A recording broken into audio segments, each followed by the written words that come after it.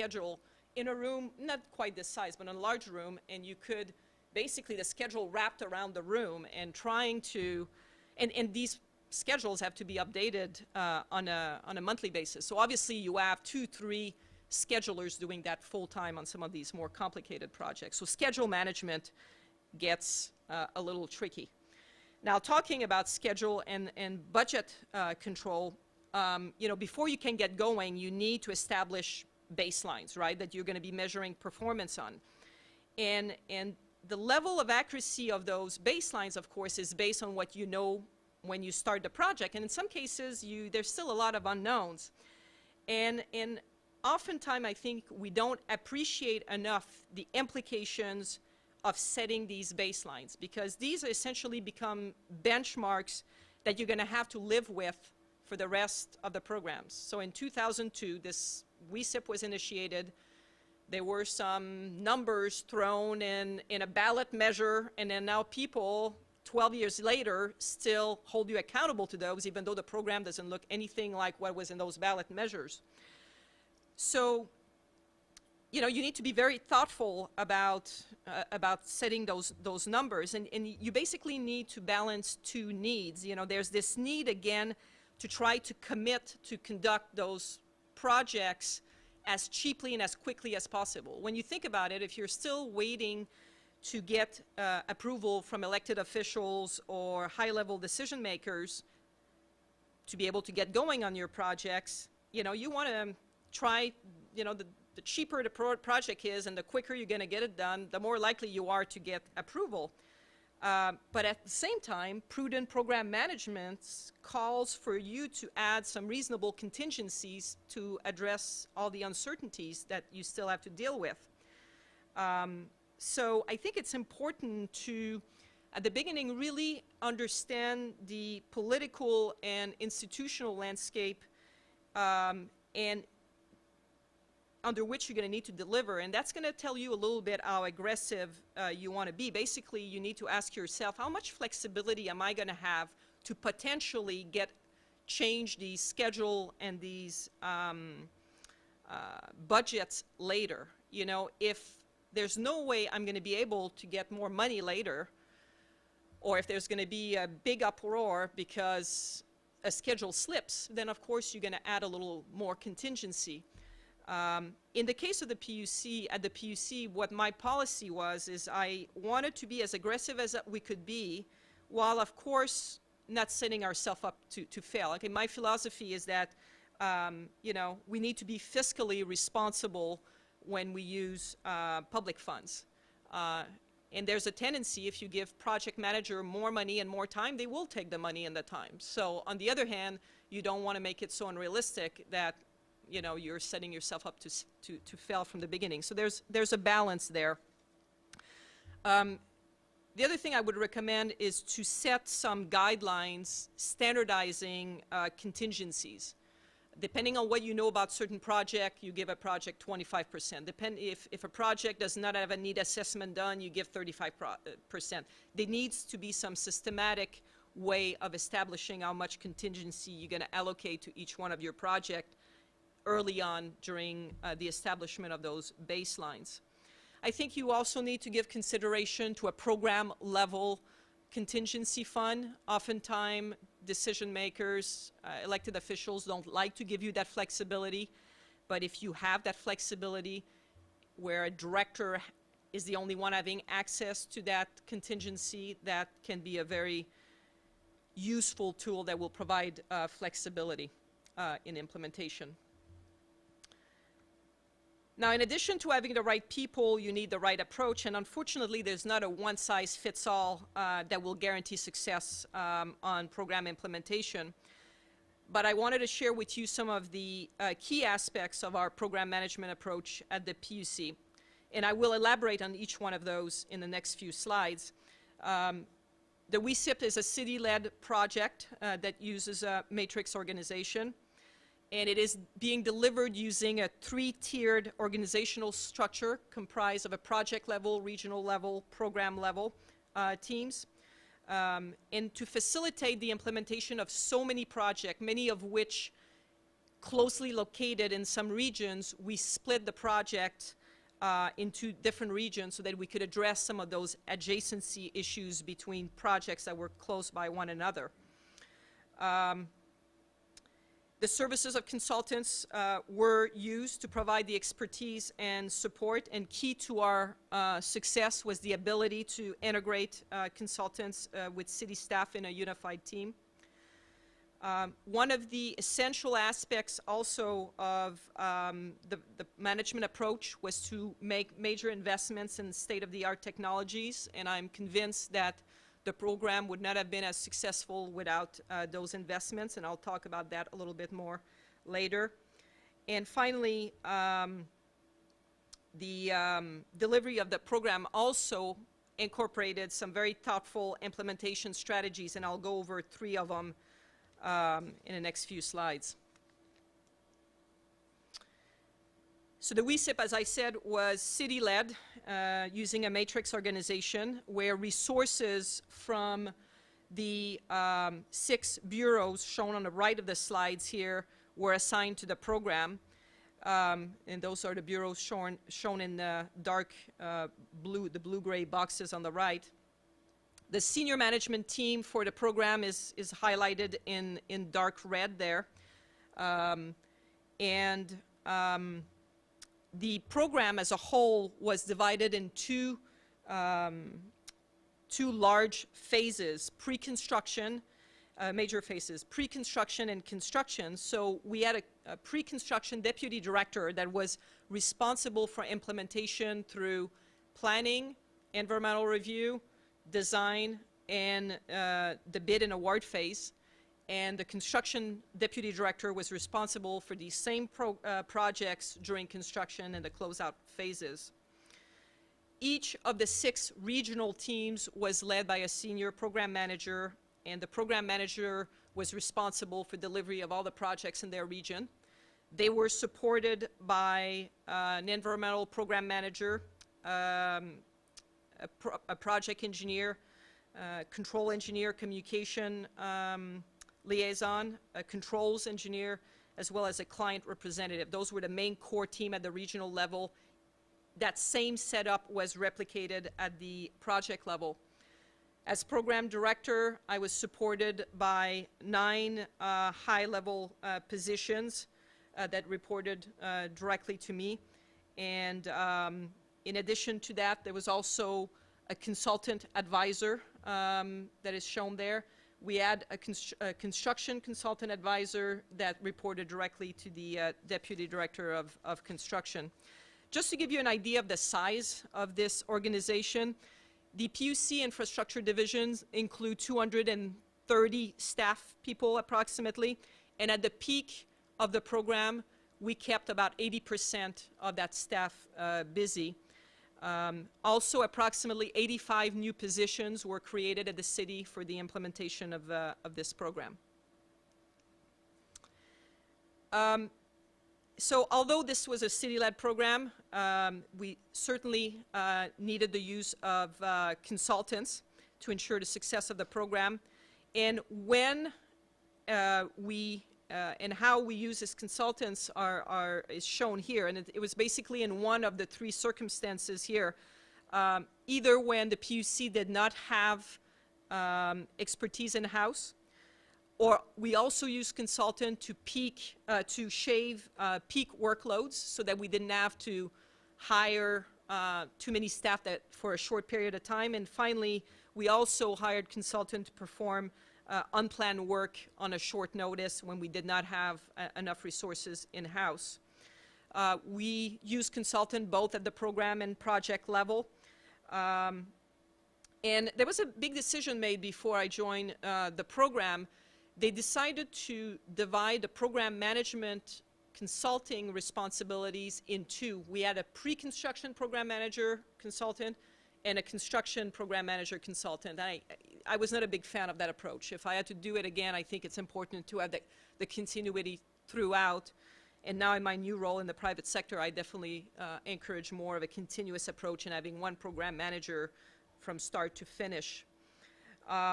At the project level, consultants were provided services that were more obviously technical in nature on an as-needed basis, including engineering, environmental review, construction management, and real estate acquisitions.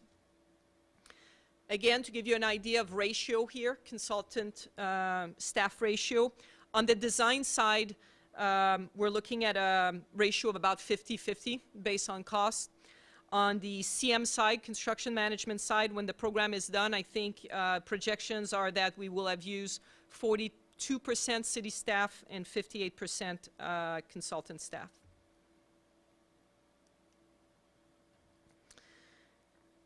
So earlier in my presentation, I highlighted the use of technology, and what I show here is a full spectrum of needs that motivated those big investment in technologies that the PUC did. With so many projects and so many varied projects spread over space and time, and with stringent tracking and control and reporting requirements, it was clear from the very beginning here that we needed to select program management tools that had a range of capabilities.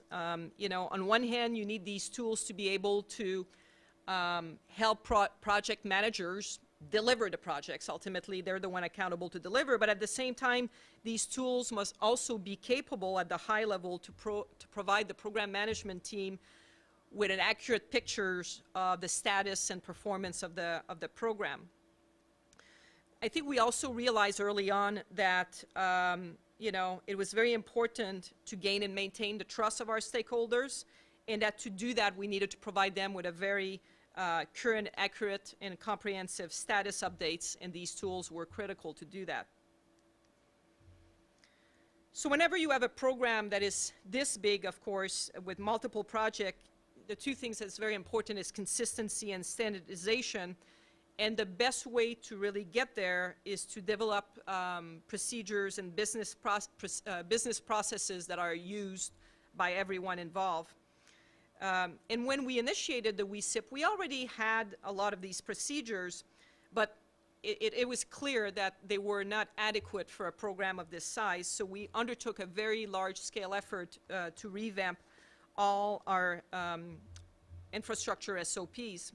And the goal there, when you have these procedures, of course, is to maximize accountability with as little bureaucracy as possible. So the best way to do that is to automate a lot of these critical processes using workflow applications. But having these procedures and business processes in place doesn't really mean anything if people don't use them rigorously. So to do that, you must provide training and conduct audit checks on a very regular basis, which we did. So the WSIP team was aware from the very beginning that in order for us to be able to implement this program, we needed to craft a very thoughtful environmental strategies. And the San Francisco PUC made a very strong commitment from the beginning to fully assess and mitigate the impacts the program would have on the environment. We also committed to working very closely with the environmental interest groups and community. And the PUC in some cases went as far as going beyond what was mandated to meet various regulations, and we even changed the scope of some projects to avoid impacts. This was certainly an approach that was more costly and time-consuming up front, but I think it paid off in the end, because this is one of the only, if not the only, water program in California that was not legally challenged. We worked very closely with the environmental community as part of the environmental review process to try to reach compromises that everybody could live with. To give you an idea of the magnitude of some of our environmental review, typically on the bigger projects, the CEQA process could take anywhere between 3 to 5 years. Some of those environmental EIRs cost as much as $6 million. The other thing we did that was pretty creative, that I think ended up being pretty successful, is we created a permitting interagency task force where we funded full-time positions with a number of federal and state agencies to accelerate the processing of our permits. We had hundreds of permits that were required to build these improvements, and having somebody within these organizations who could address our needs quickly was another very good investment. And finally, we also invested quite heavily on putting in place a very robust environmental compliance program during construction to ensure compliance with all permit requirements. Again, give you an idea of the magnitude of our environmental efforts. The environmental elements of the WSIP total approximately $300 million.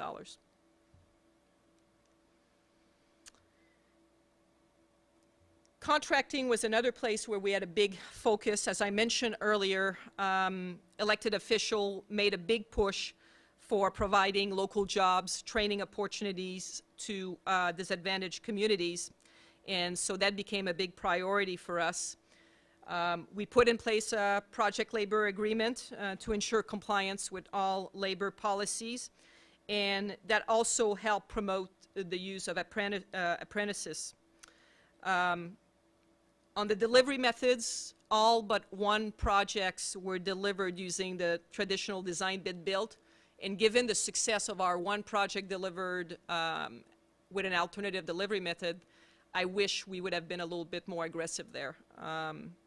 But, you know, we still successfully delivered all our other projects, but they would probably have been some efficiencies we could have realized being a little more creative. The city, not being very experienced with alternative delivery, was a little shy going there.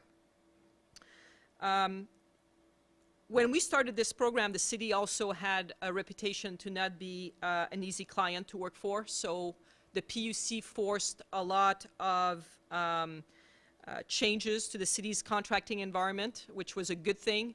And you know, a good example of that, we put in place a pre-qualification program that ensured that all contractors ended up competing with equally qualified contractors, you know, evening the, trying to make the playing field a little more even there.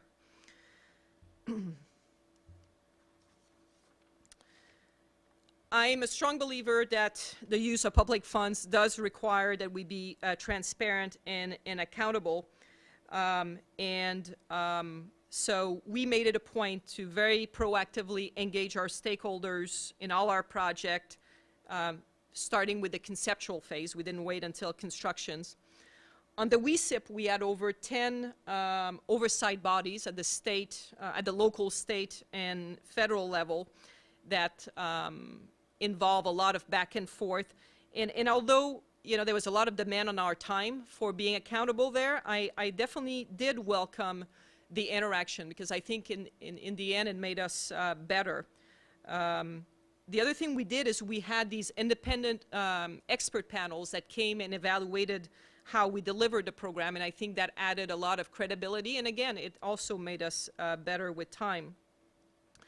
And finally, we also used technology, websites, and the social media to be very transparent about our performance. And I think we gained a lot of trust. We were basically an open book.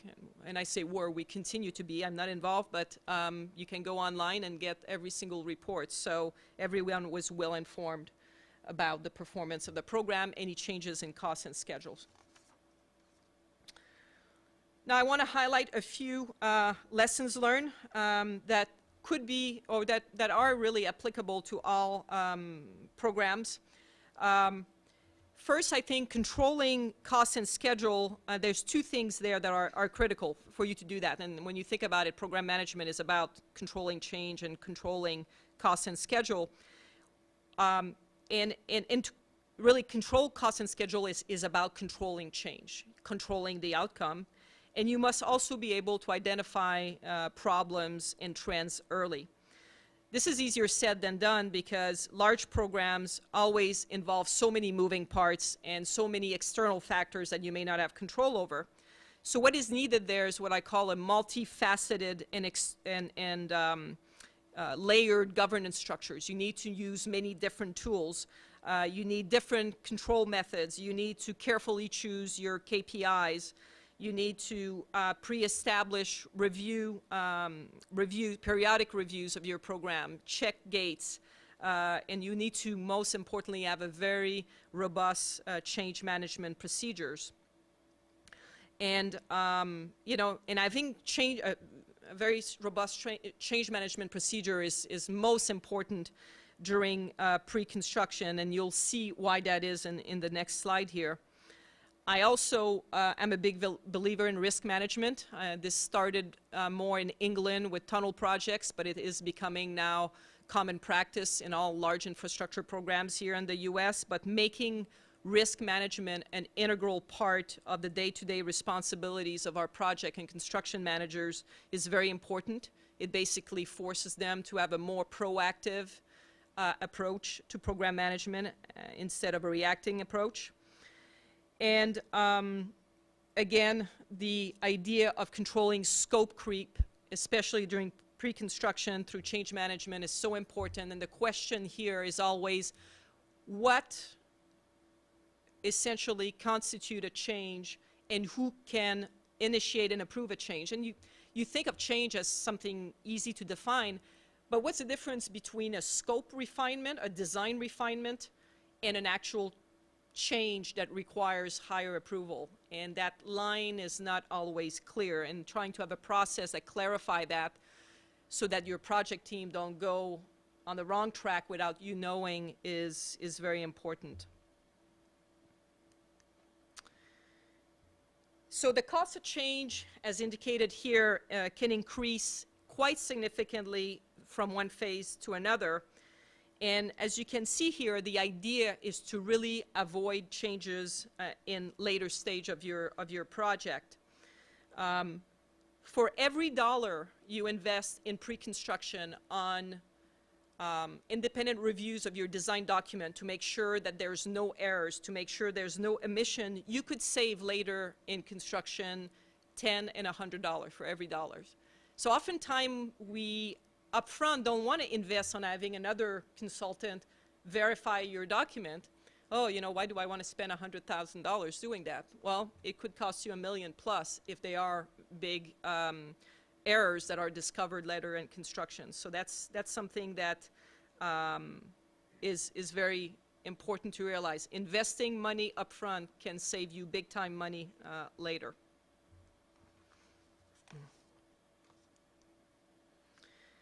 Now, with about 70% of program costs tied to construction normally, it was very critical for us to put together a very robust CM, construction management program, to oversee the constructions on all our projects. And it basically took a full year to put that robust program together to be able to oversee billions of dollars of construction going on simultaneously over 7 different counties. And now that program is actually used as a model throughout the nation. I'm very proud of what we put in place there. And you know, you typically have 4 major areas in the service programs. You know, your control system, your contract administration, safety, and quality. But we took it further by adding 6 other construction-related areas that we felt were going to be important for us to be successful. And what happened during the 7-8 years where most of our project went out to bid was during the recession, and we had an incredibly competitive bidding environment. We were getting 5 to 9 bids on all our projects. Winning bids were oftentimes 25 to 40% below engineers' estimate. But what it does is that the contractors then are incredibly motivated to seek entitlement to change and additional costs during construction. So we knew that. We made significant investments in that CM program of ours, and that, again, certainly paid off later. Again, another example, I think, where you need to think forward and making these investment up front. We did that on the environmental review. We did that on the CM. We did that on independent review of design documents, and I'm convinced that if we had not made these upfront investments, the ultimate cost of the program would have been much greater. The overall CM approach for the WSIP program is based on three guiding principles. Well, it's actually four listed here. And the other thing that we were very convinced of, it was to involve our CM early on. Like I said before, you want your construction manager there to review your construction documents before they go out to bid. Another key to our success was another tool we put in place, the CMIS, Construction Management Information System. Basically what we did, it's a web-based tool that was customized from a program called Program Management. It's an Oracle software package. They're about to change that software package, but it was very important to us. It allowed us to standardize all our business processes. It provided the transparency and visibility we needed for all our field issues, and it allowed for remote monitoring of what was going on in the field. Through our program, we also incorporated proactive partnering and dispute resolution practices. The idea there was to create a cooperative and trusting environment with the contractors so that we could fairly and timely resolve our issues and don't have them escalate to formal claims. We also put in place a new approach to safety that still promoted safety as a #1 priorities to our contractor, but balancing our risks with taking on too much liability as the client. And basically the way you do that is by promoting a more rigorous quality assurance program throughout constructions. And here is where the program stands today. It's 83% complete. 65 of the WSIP's 83 projects have been completed. And you can see from the man-hours worked every month that, you know, we're definitely well past the peak of construction. Currently, WSIP has 4 projects active in construction. Those projects are worth $2.8 billion. Keep in mind that many of these projects are almost completed. So they're technically still in construction, but they're months away from being completed. And only 2 of the 83 projects have yet to reach constructions. Now, the fun part, I wanted to show you photos of some of the projects, the more exciting projects. As I mentioned, the program involved the construction of the 3rd largest UV disinfection facilities in North America. This project was undertaken as a result of a new EPA regulation that requires all unfiltered sources to be treated using 2 disinfectants. Again, this is the only project that was delivered using a design-built method. This is a facility that has a 215 MGD capacity. And construction was actually completed back in 2011. So this has been in operation for a number of years now. The program also included a retrofit of 2 of the PUC's major treatment facility. This one, the Harry Tracy Water Treatment Plant, is in very close proximity to the San Andreas Fault. And the idea is to seismically retrofit the facility so that it is fully operational 24 hours following a major quake on the fault there, on the San Andreas Fault. What you see on the left photos is the construction of a new 11 million gallon treated water reservoir. And the biggest challenge on this project is to keep the plant operational while we're essentially ripping it apart. And again, the analogy there is doing open heart surgery on a patient and keeping him alive. The Bay Tunnel was one of our most challenging projects. This is the 5-mile tunnel under San Francisco Bay, 15.5-foot diameter tunnel. We started excavation on the peninsula side, close to the Dumbarton Bridge. The tunnel was excavated using a tunnel boring machine. The machine reached the receiving shaft in Hayward in January of 2013. Interior lining was installed that same year, and my understanding is that water will be put into the tunnel in the next month or 2. So that's really exciting. And this is a video of tunnel construction. This is the launching shaft. What you see being lowered there are segments. This is the outer segments of the tunnel, and it takes 8 of these massive segments to create a full ring, and they each weigh, I'm not sure how many tons, but they're obviously very heavy. And they are being installed by the tunnel boring machine using these hydraulic lifts. I think you're going to see that later. And I think what's interesting here, at the top you can see this is a conveyor belt at the top of the tunnel, and this is basically what is being used to move the muck out of the tunnel as you're pushing the machine forward. And now you're basically seeing, you know, the TBM operator, 10-hour shift in the tunnel, so I'm not sure how they do this. This is the face of the TBM. The other thing that is very amazing, I'm not sure if you notice, but there are so many utilities, water, power, ventilation, that needs to be built as you move along to sustain this, this operation. This is essentially an underground factory when you think about it. So you see they're putting the railing because you need the rail to bring these massive segments forward. And this is a project that was incredibly successful. If they keep on track, which I believe they are, this is actually going to be delivered way ahead of schedule. It was going to be operational in mid-2015, and here we are, and they're about to water the tunnel. So another tunnel built as part of the WSIP is the Irvington Tunnel. This is a tunnel that is 3.5 miles long. It's in the East Bay. And the critical part of that tunnel is it's in the part of a system between 2 major faults where we don't have any redundancy. Because of the lack of redundancy, that tunnel has not been the existing tunnel has not been taken out of service since 1966, because doing so would be essentially taking the whole Bay Area out of water.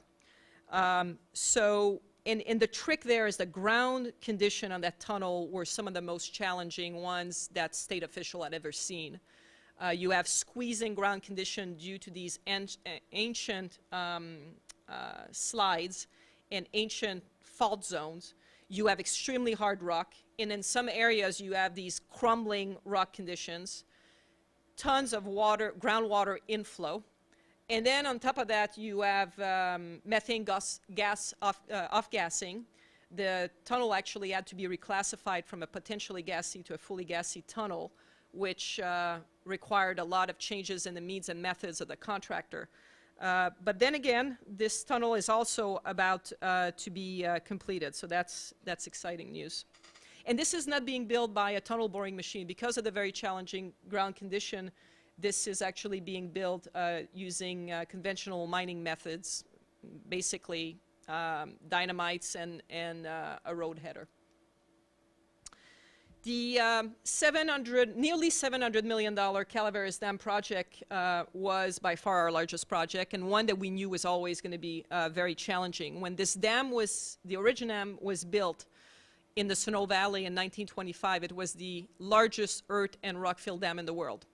But in 2001, the California Division of Safety of Dam required that we significantly lower the level of the Calaveras Reservoir because of concerns with the seismic reliability of the dam. The Calaveras fault is in very near proximity there of the dam.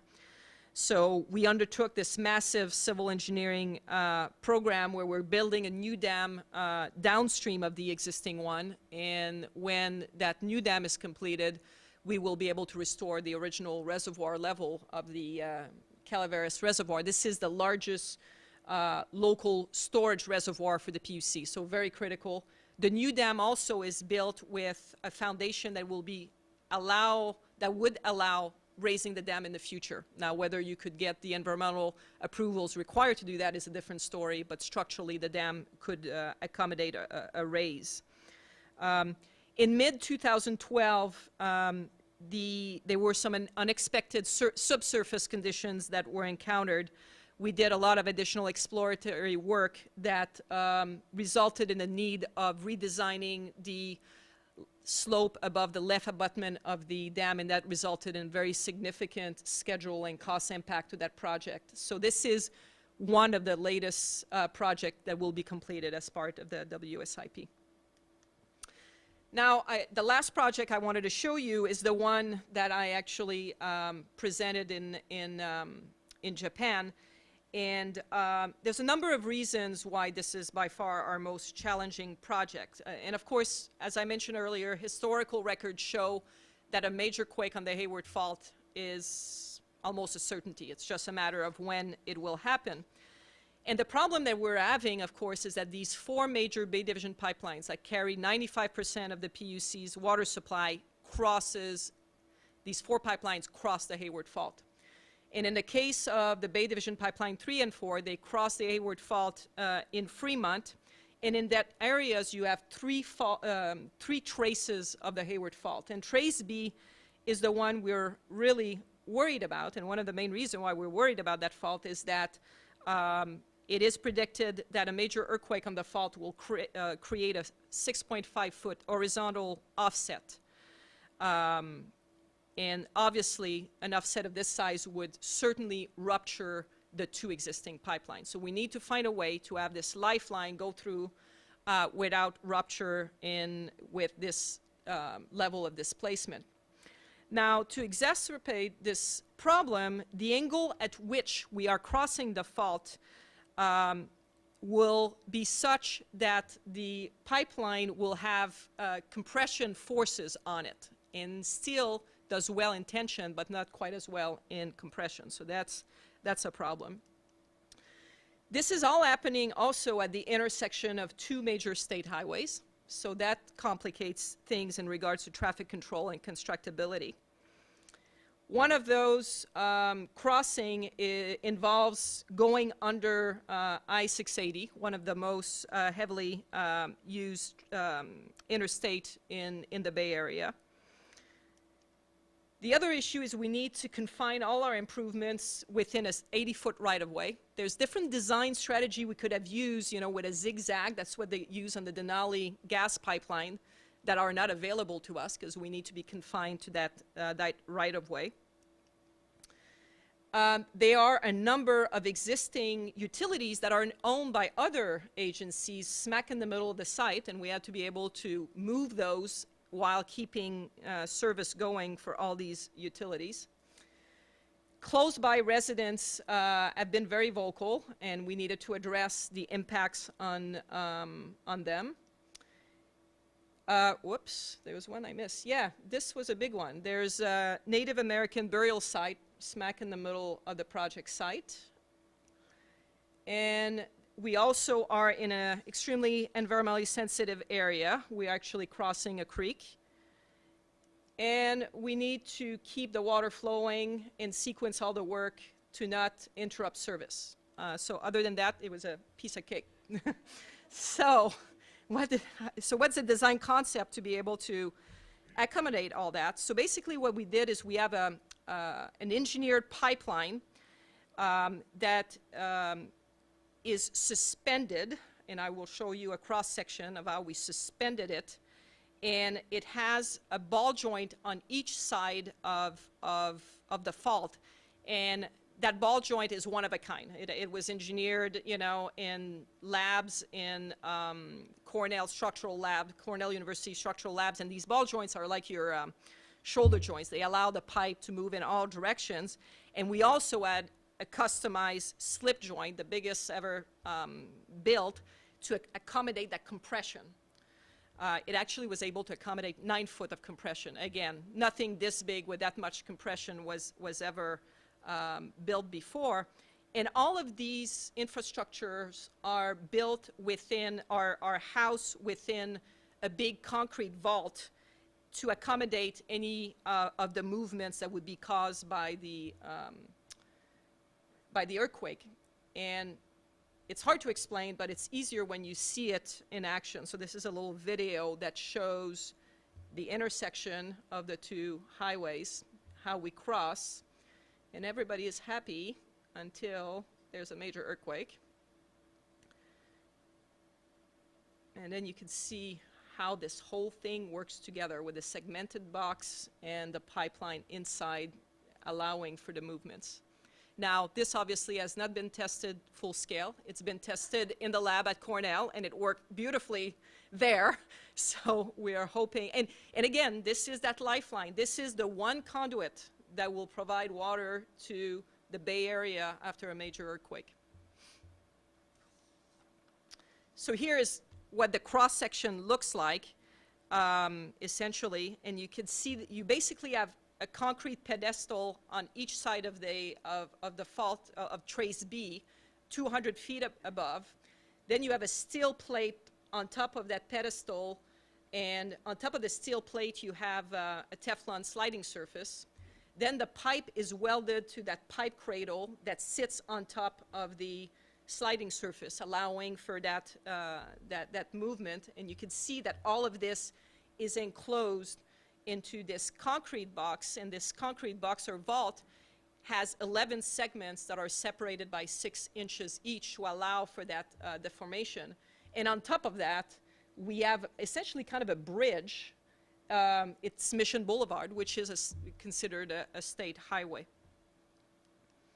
Now, to make sure that the pipe was going to align perfectly with the slip joint, we have 4 guided support there that has a bearing assembly that actually controls the pipe on four different sides to make sure that the bending moments could be controlled, and that the pipe would slide very nicely into the slip joint. And here's another video demonstrating how this all works together, and you're going to see the guided supports, how it helps guide the pipeline. These are the ball joints,